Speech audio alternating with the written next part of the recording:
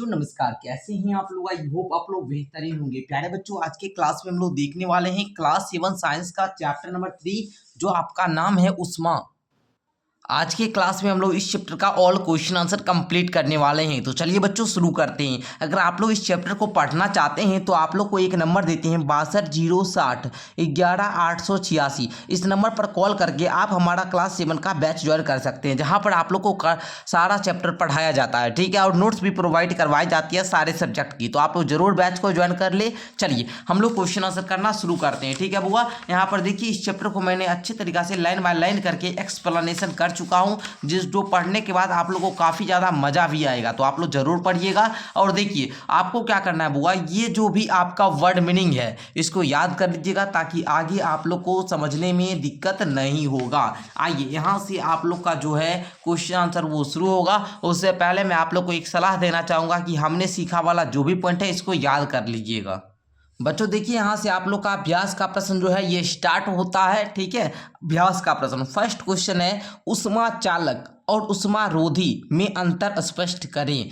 मतलब उष्मा चालक और उष्मा रोधी जो होता है इसमें आपको अंतर स्पष्ट करना है। तो बुआ जी आइए मैं आप लोग को करवाता हूँ एक एक, मतलब आंसर आपको समझाने का प्रयास करता हूँ। ओके देखिए यहाँ पर आपका आंसर है, ठीक है। देखिए जो पदार्थ, यहाँ से लिखिए आंसर, जो पदार्थ अपने से होकर, जो पदार्थ अपने से होकर उष्मा को एक सिरे से दूसरे सिरे तक जाने देते हैं उन्हें उष्मा का चालक कहते हैं। उन्हें उष्मा का क्या कहते हैं? चालक कहते हैं। क्या बोलेंगे बुआ?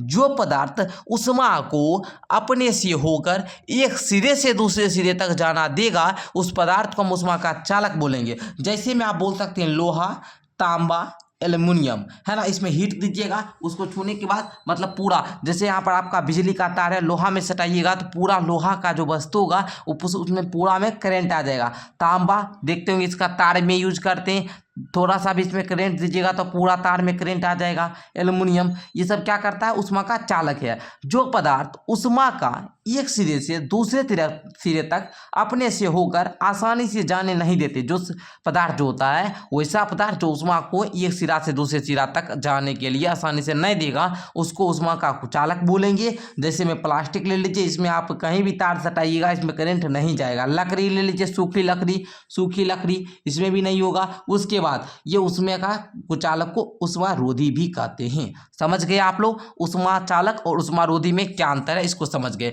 बस बउआ आपको यहां से लेकर यहां तक आंसर में लिखना है। समझ चुके हैं तो एक बार यस सर लिखेंगे, हाँ गुरुजी समझ चुके हैं। दूसरा क्वेश्चन आइए बोल रहा है, डॉक्टरी थर्मामीटर एवं प्रयोगशाला थर्मामीटर के कार्य एवं बनावट को बताइए। तो ध्यान से पहले समझना होगा इस क्वेश्चन को। अभी हम आपको दो फोटो दिखाएंगे। कितना फोटो दिखाएंगे? दो फोटो। ये जो फोटो देख रहे हैं ये है प्रयोगशाला तापमापी। ये क्या है बउआ? प्रयोगशाला तापमापी। इसका आपको बनावट बताना है, ठीक है, कार्य बताना है, ठीक है। आइए पहले हम इसमें आपको बताते हैं। क्वेश्चन बोल रहा था डॉक्टरी थर्मामीटर और प्रयोगशाला थर्मामीटर के कार्य व बनावट को बताना। तो पहले हम डॉक्टरी थर्मामीटर ले लेते हैं। जैसे ये है डॉक्टरी थर्मामीटर, ये क्या हुआ? डॉक्टरी थर्मामीटर। तो इसका पहले क्या कीजिएगा? चित्र बना दीजिएगा। क्या कीजिएगा? चित्र बना दीजिएगा। अब इसके हम कार्य की बात करते हैं। तो स्क्रीन पर आपको आंसर दिख रहा होगा, लिखेंगे डॉक्टरी थर्मामीटर से सिर्फ मानव शरीर का तापमान मापा जाता है। इसमें एक लंबी बारीक तथा समान व्यास की कांच की नली होती है। इसके एक सिरे पर एक बल्ब है। इसमें पारा भरा होता रहता है जो गर्म होने पर फैल जाता है। जो गर्म होने पर क्या होता है बुआ? फैल जाता है। जो गर्म होने पर क्या होता है बुआ? फैल जाता है, ठीक है। इसमें 35 डिग्री सेल्सियस और 42 डिग्री सेल्सियस तक ही माप सकते हैं। प्रयोगशाला जो थर्मामीटर होता है इसमें प्रयोगशाला में वस्तुओं का तापमान मापा जाता है। इसमें क्या होता है? वस्तुओं का तापमान मापा जाता है। इसका परिसर 10 डिग्री सेल्सियस से 110 डिग्री सेल्सियस तक होता है और पारा को रोकने के लिए कोई अवरोध नहीं होता है, ठीक है। इसमें कोई अवरोध नहीं होता। बाकी बनावट डॉक्टरी थर्मामीटर के समान होती है। क्लियर? समझ में आया? यहाँ से लेकर यहाँ तक उत्तर लिखना है। ये दोनों लगा दी, डॉक्टरी थर्मामीटर, प्रयोगशाला जो तापमापी है उसका, दोनों का फिगर भी लगा दिए। तो इतना आप लोग को क्या करना है? क्वेश्चन नंबर 2 के उत्तर में लिख लेना है। क्लियर? चलिए अब हम लोग क्या करते हैं आगे। देखिए पूरा हम आपका यही से लिए थे। यहाँ पर जो लिखा है ना 10 डिग्री सेल्सियस, यही वाला आपका बनाकर हम लिखवाए थे। उसका पीडीएफ भी हम आपको देंगे, बता दिए शुरू में ही हम आपको बता दिए थे कैसे पीडीएफ लेना। अगर पीडीएफ लेना तो इस नंबर पर क्या करना है आपको? कॉल करना है। क्या करना है? कॉल करना है या व्हाट्सअप मैसेज कर लीजिएगा, ठीक है, फिर भी जानकारी दे दी जाएगी। आइए तीसरा क्वेश्चन पढ़िएगा। सर्दियों में एक मोटे कपड़े की अपेक्षा उसी मोटाई के कई परतों वाला वस्त्र अधिक गर्मी प्रदान करता है, क्यों? सर्दी में देखेंगे एगो मोटा कपड़ा ले लीजिए, उसके अपेक्षा अगर हम पतला पतला वाला कई परतों वाला वस्त्र अधिक गर्मी देगा। क्यों देता है भैया? चलिए इसका उत्तर समझिए।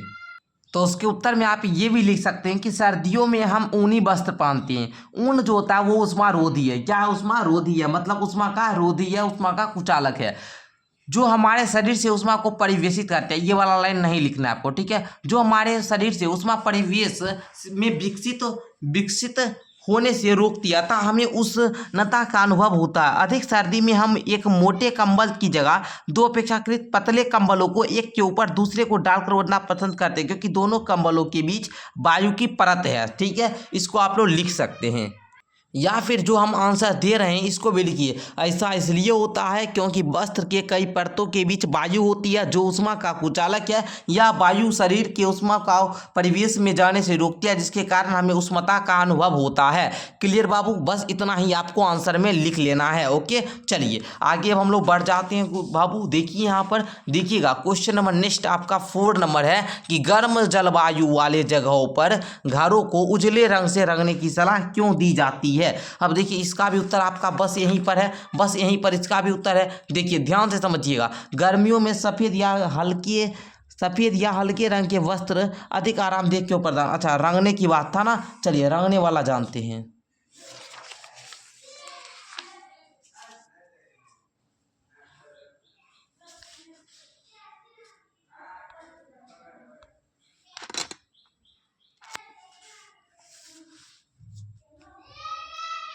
वो देखो उत्तर में लिखना कि सफ़ेद दीवार उन पर पड़ने वाली ऊष्मीय विकिरण का बहुत कम भाग अवशोषित करती है, अधिकांश भाग परावर्तित कर देती है। इससे घर बहुत कम गर्म होता है, इसलिए गर्म जलवायु वाली जगहों पर घरों के उजले रंग से रंगने की सलाह दी जाती है। बस इतना आप लोग लिख लेना, बस आपका सटीक उत्तर हो जाएगा।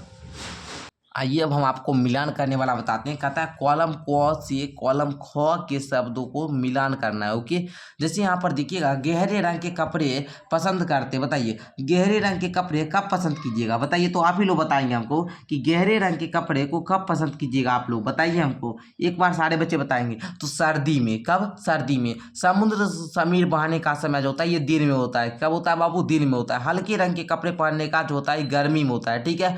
थल समीर चलने का समय रात में होता है। बस इतना ही था, बस आप लोग बना लेंगे। समीर वाला आप लोग पढ़े हैं ना, समुद्री समीर क्या होता है बुआ? समुद्र की ओर आने वाली हवा जो होती है इसको समुद्री समीर कहा जाता है, ठीक है। ये बात आप लोग जान रहे हैं ना, इसको एक बार हम पढ़ाए भी हुए हैं, तो आप लोग इसको क्या कीजिए, एक दो बार थोड़ा अपने से रीडिंग किया कीजिए, बुक को क्या कीजिए 2-3 बार पढ़ा कीजिए, ठीक है। अब आइए सही विकल्प वाला, सही उत्तर पर आपको सही का निशान लगाना है। बोल रहा है 1 लीटर जल जिसका तापमान जो है बुआ 0 डिग्री सेल्सियस हो, जिसका तापमान कितना हो 0 डिग्री सेल्सियस हो, तथा 1 लीटर जल जिसका तापमान 40 डिग्री सेल्सियस होगा, वो आपस में बदलेंगे तो पूरे जल का तापमान कितना हो जाएगा? तो आप बताएंगे इसकी सर जो 0 डिग्री है 40 डिग्री है, ये दोनों जब मिलेगा तो 10 से 40 डिग्री के बीच में हुआ, तो इसका ग नंबर वाला हम बोलते हैं सटीक है, ठीक है। तो इसका ग नंबर वाला मारिएगा। आगे देखिएगा बुआ बोलता है बर्फ में लकड़ी का चम्मच डाला जाए, बर्फ में लकड़ी का चम्मच डाला जाए तो देखिए चालन के कारण दूसरा सिरा ठंडा हो जाएगा,